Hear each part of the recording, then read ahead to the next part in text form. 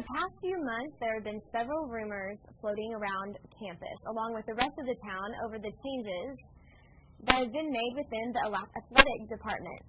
In one short year, Northwestern has had a new athletic director, along with 9 coaching positions changed, and 1 new coach brought in for a new sport completely. With a total of 11 position changes, the Buzz's own Magon Mayhall sat down with the president, Cunningham, to find out the reasons behind it all. I would say there's probably as much turnover as there's been that many reasons for the turnover. Of course, first and foremost, starting with our former athletic director, Bob Battisti, decided that he wanted to get back into coaching. He was able to retire from a state institution like Northwestern. But there was still opportunity for him to coach at a private institution, and so he decided to go to Oklahoma Christian. We've had, of course, some turnover with football. Our head coach, Keith Bearfield, decided that it was time for him to look at other options. He'd had some health issues and made that decision. And of course,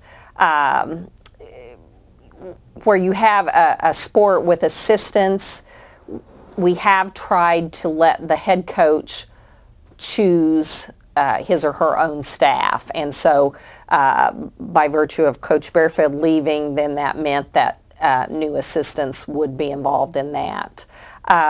Coach Barrows decided that he was ready to move on to a different challenge, and so that left a vacancy in our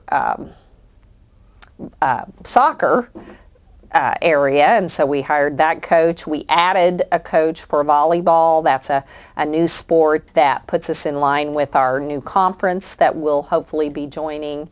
And then I guess the other one was our rodeo coach, and Shannon Frost, who we had hired last January, had a great opportunity in the oil field and decided to move in that direction. So lots of different reasons, just kind of all hit about the same time. So it's been a little bit of a trying time to be able to go through and start filling all of those.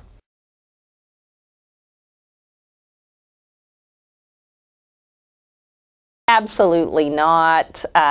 You know, part of what you look for in an athletic director is someone who has connections in lots of other places, because that's what an AD can bring to the table.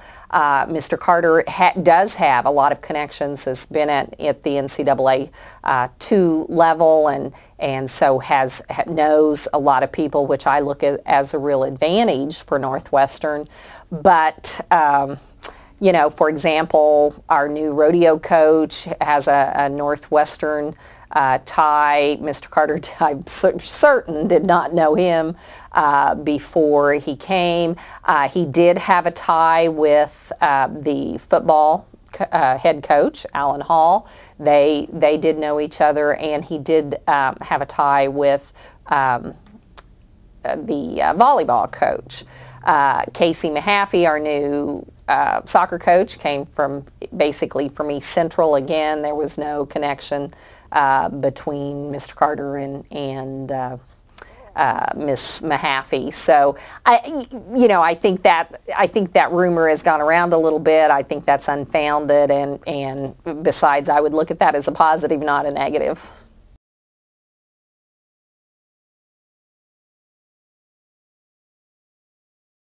You know, that I have heard that rumor. Believe it or not, I do hear rumors also. That is absolutely unfounded, and that was from Miss Shaw herself.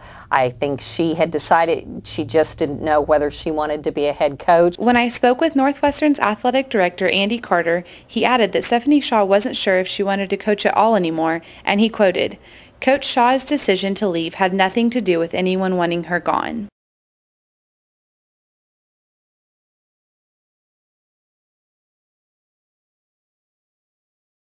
You know, Mr. Carter, we did a very thorough evaluation, a very thorough interview process. Mr. Carter has been nothing but upfront from day one, and I feel comfortable with his background and what he is here to do. So I have no, I am very supportive of Mr. Carter. Mr. Carter was also very open when I asked him about an embezzled money allegation that got him fired from his previous athletic department position at Armstrong Atlantic State University in Savannah, Georgia. He explained that his daughter did in fact work for the money that was awarded to her, and that while during his time as athletic director there was a change in management, and the fact that his daughter was receiving money from the school was used to get him fired. He also said he considered fighting it for some time, but in the end decided he would rather spend his time doing what he loves instead of being stuck in a courtroom.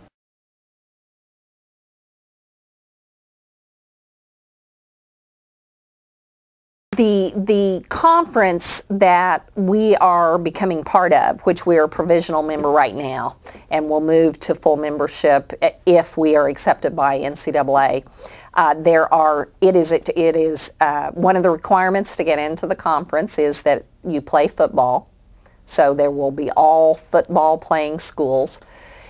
Right now consists of 6 Arkansas schools and 4 Oklahoma schools. We would be the 5th Oklahoma school, and the strategic plan for the conference is they want to have 6 and 6.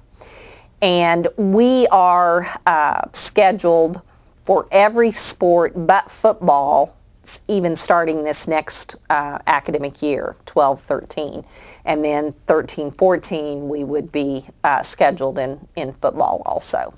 So yes, we would almost be, well, pretty much for football, our conference games, for the most part, would be our schedule.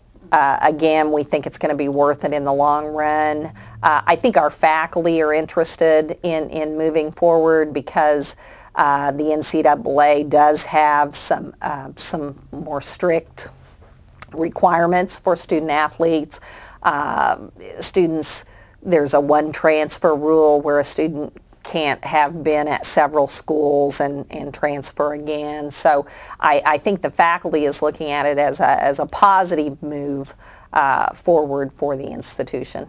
And of course there is the branding concept. I mean, NCAA certainly is the most recognized league affiliation that's out there. Mr. Carter explained to me what he calls the preferred experience, which he says is basically just raising our standards to where Northwestern becomes a place student athletes prefer to come. He also quoted, "We are continuously upgrading everything so we don't limp into NCAA too, but that we arrive and people know we're there."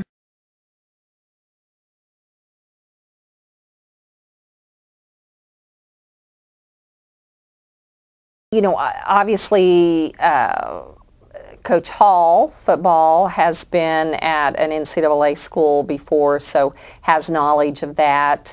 Coach Mahaffey has not been a head coach before, but was an assistant coach at East Central University in Oklahoma, and they are at the NCAA 2 level. Miss Fry in volleyball has competed and played at the NCAA 2 level, has been an assistant at that level. So yes, I do think they bring some experience at the level that we're trying to aspire to. But I think coaches that have been here for a longer period of time, while maybe they haven't been at that level, I think they're quick studies and can also make the transition. So. We will make application. I believe the application deadline is June 1, and we are very much in process right now of moving forward with our application. There's a lot of documents that go along with that, a student athlete handbook, a strategic plan, a compliance manual.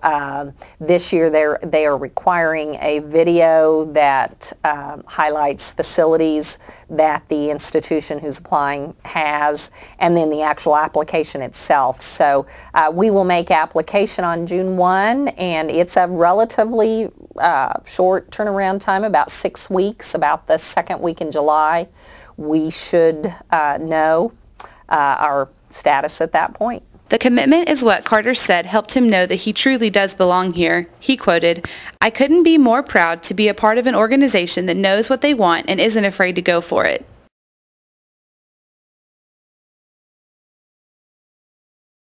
You know, that is a tough question.